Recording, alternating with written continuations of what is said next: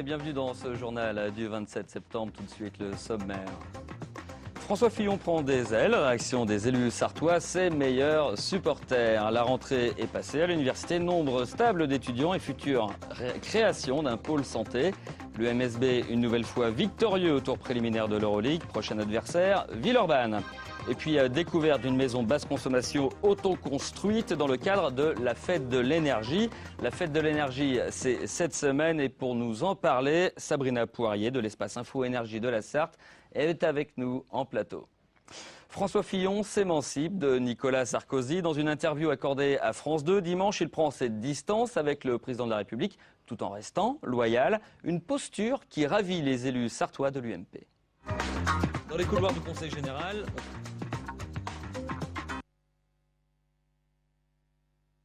Sujet donc, je disais que les élus sartois de l'UMP sont ravis de la nouvelle posture plus indépendante de François Fillon vis-à-vis du président de la République, Nicolas Sarkozy. Dans les couloirs du Conseil général, on parlait des dossiers bien sûr, on parlait aussi de François Fillon. Ce dernier a marqué son indépendance sur France 2 dimanche, une voix différente de celle de Nicolas Sarkozy qui le qualifiait en début de mandat de simple collaborateur. François Fillon s'émancipe alors que son départ se murmure. Nicolas Sarkozy n'a jamais été mon mentor. J'ai fait alliance avec lui, j'ai choisi de l'aider à être président de la République et je m'en félicite tous les jours. Une posture saluée en Sarthe qui fait de lui un grand homme politique. Quoi qu'il arrive, s'il s'en va, il est renforcé. Et s'il reste, il est également renforcé parce qu'il peut poser ses conditions à Sarkozy pour éviter qu'il y ait des dérapages. Donc il a joué gagnant-gagnant et ça montre que c'est un homme politique de premier plan en qui on peut faire confiance. Pour les députées sartoises, Fabienne Labrette-Ménager et Béatrice Pavie, l'émancipation de François Fillon est salvatrice pour la droite française. Ça veut dire qu'il incarne aussi un courant et que ce courant a besoin d'exister et que, voilà, moi je ne sais pas si je le vois partir, honnêtement, je ne suis pas certaine. Donc ça montre aussi que de toute façon on a besoin de lui. Je crois que le président de la République a aussi besoin d'un courant qui est représenté en tout cas par François Fillon. On a toujours connu les différences qu'il pouvait y avoir avec le président de la République. Donc aujourd'hui les choses sont très très claires. Moi je pense qu'il a encore un très très bel avenir. Maintenant s'il partait, je pense qu'il sera toujours utile et au gouvernement et à la France. François Fillon qui indique qu'il ne repartira pas de zéro en cas d'évincement de son poste de Premier ministre, risque donc de s'éloigner un petit peu de la Sarthe. Présidence de l'UMP, alternative à Nicolas Sarkozy, mairie de Paris. Les rumeurs sur son avenir vont pour l'instant plus vite que le remaniement ministériel. Et dans les dossiers à l'ordre du jour de cette séance plénière du Conseil général, il y avait la fusion de Sarthe Expansion avec le comité départemental du tourisme. Les élus ont entériné à l'unanimité la création de l'agence départementale de développement économique et touristique de la Sarthe. Objectif, mutualiser, concentrer l'action de ces deux comités pour plus d'efficacité tout en réalisant des économies de moyens. Une toute nouvelle agence donc qui se devra d'être efficace si l'on en juge par les chiffres du chômage qui viennent d'être rendus publics par la direction régionale de Pôle emploi, plus 0,5% de demandeurs d'emploi en Sarthe au mois d'août. Marine Wolf. Les chiffres du chômage sont tombés. Les Pays de la Loire comptent 131 717 demandeurs d'emploi à la fin août, soit une augmentation de 2,8% par rapport au même mois l'an dernier. En août 2009, ils étaient 128 071. En Sarthe, le nombre de demandeurs d'emploi est aussi en augmentation, plus 0,5% en un an. Le département est passé de 21 912 demandeurs d'emploi en août 2009 à 22 028 en août 2010. Allez, fait divers en bref, un enferme, c'est la peine à laquelle a été condamné aujourd'hui un homme qui avait tenté de cambrioler les Restos du Cœur du Mans. C'était samedi soir. L'homme âgé de 62 ans a déjà 23 mentions pour vol à son casier judiciaire. Et puis un Rottweiler a mordu à la joue un enfant de 6 ans samedi au Mans. Le chien pourtant classé en catégorie 2 ne portait ni muselière ni laisse. Son propriétaire ne l'avait d'ailleurs pas déclaré. Il devra s'expliquer devant la justice.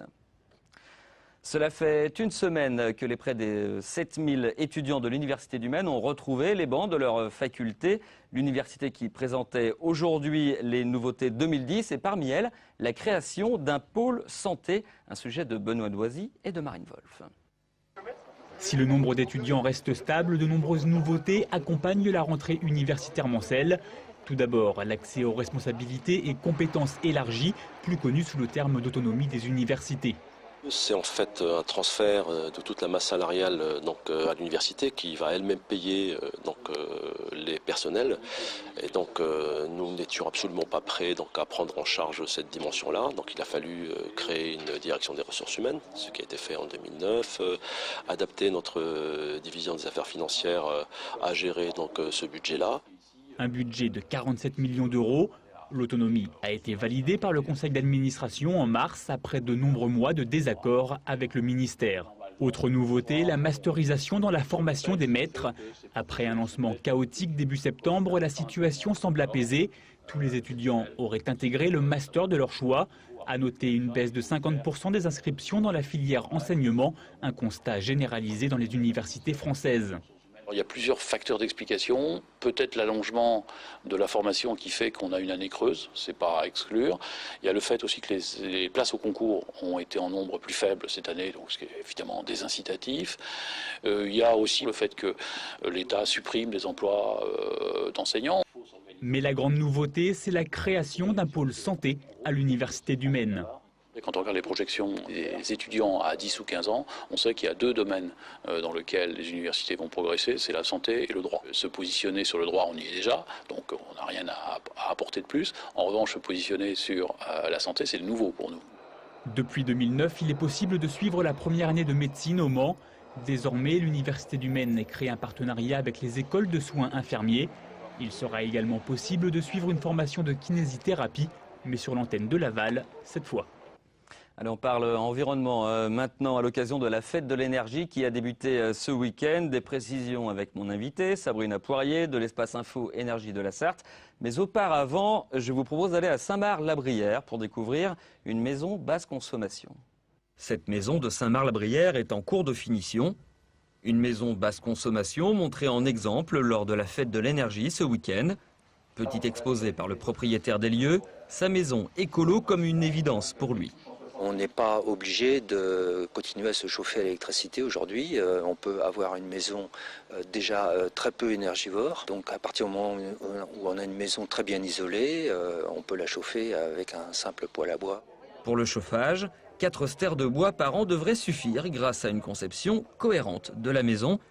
De grandes baies vitrées sont exposées au sud et sont protégées du soleil par un auvent. La dalle de béton est coulée dans un coffrage en liège, évitant ainsi les ponts thermiques. L'isolation des murs est réalisée grâce à la fibre de bois. L'ensemble est plus que satisfaisant.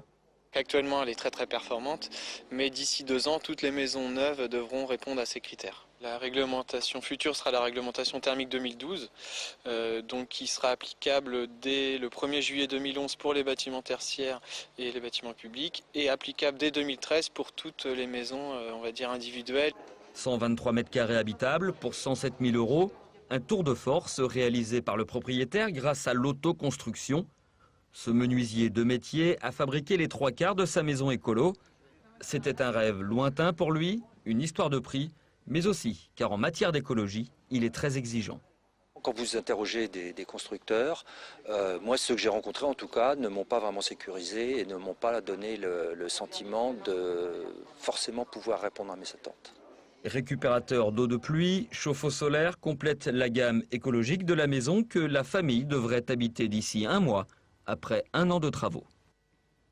Alors on va un peu plus loin sur le sujet avec Sabrina Poirier, mon invité de l'Espace Info Énergie de la Sarthe. Bonjour. Bonjour. Alors on voyait sur ce sujet, le propriétaire a eu du mal à trouver des constructeurs aussi exigeants que lui. C'est rare ou c'est assez courant ça ? Non, c'est assez courant en fait. Il faut savoir que les bâtiments basse consommation, même si ça fait quelques années qu'ils existent, il y a très peu de professionnels qui le font, mais on voit qu'il y a une volonté de leur part, donc que ce soit maître d'œuvre ou constructeur, à mettre en place ce type de bâtiment, à construire ce type de bâtiment. Donc on va en retrouver de plus en plus d'ici les mois, voire les années qui arrivent. Et pour aider les clients potentiels, ceux qui ont des projets, il y a un label qui existe pour identifier ces artisans, constructeurs, qui répondent aux exigences écologique? Alors, il y a quelques fédérations comme par exemple la Fédération française des bâtiments ou la CAPEB qui ont mis en place des labels pour aller plus loin dans la démarche et faire du conseil pour faire des économies d'énergie et mettre en place ce genre, ce genre de construction. Donc oui, il commence à en exister, mais pour l'instant, il y a encore très peu d'artisans ou de professionnels qui mettent en place qui construisent ce genre de bâtiment. D'accord.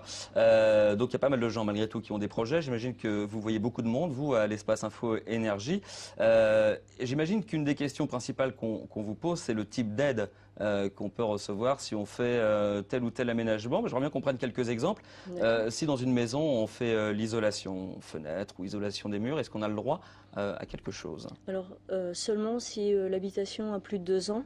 Donc on va pouvoir prétendre à un crédit d'impôt sous certaines conditions de performance. Donc par exemple, les fenêtres, on va pouvoir prétendre à un crédit d'impôt de 15%, tandis que tout ce qui est isolation de parois opaques, donc c'est-à-dire toiture, murs, plancher bas, on peut prétendre un crédit d'impôt de 25%, donc à la fois sur le matériel et sur la pose de l'isolant. Donc sur la main-d'œuvre. Sur la main-d'œuvre.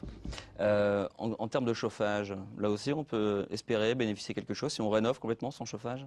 Oui, et tout dépend de l'énergie que l'on choisit.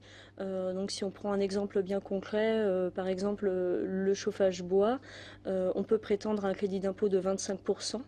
Mais dans le cas d'un remplacement de chauffage bois par un autre système de chauffage bois, on peut prétendre à un crédit d'impôt sur le matériel de 40%.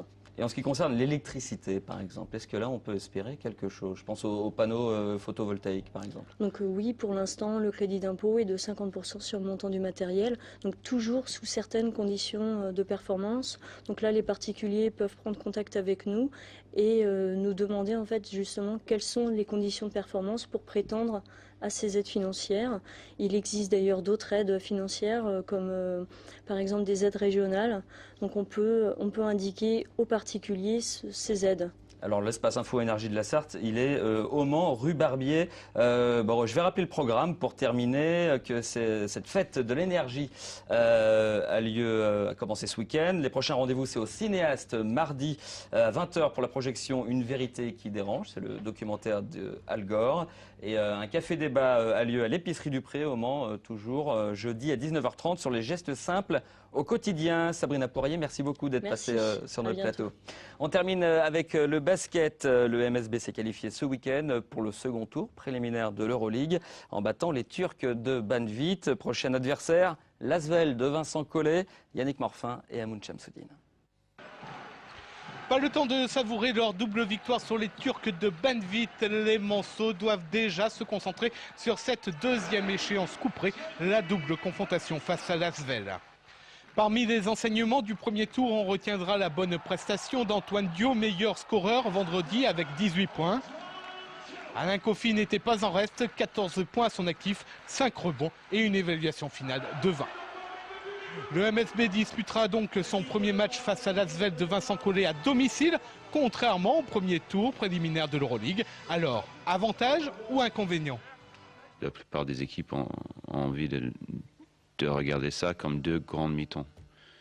L'un qui joue chez l'un qui joue chez l'autre. Sinon, si on commence à penser, on est chez eux, on est chez nous. La défense de points, c'est ça. On a tendance à paniquer ou être trop dans l'émotionnel et réactif. Il faut vraiment rester lucide et voir ça comme un match de 80 minutes. C'est ce qu'on va faire en essayant de faire un très bon premier mi-temps.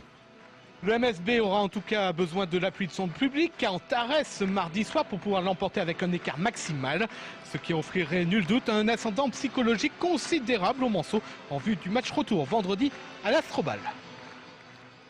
Et voilà, ce journal est maintenant terminé. Merci à vous de l'avoir suivi. On se retrouve demain pour le direct de l'info à 18h30. Passez d'excellents moments sur l'MTV.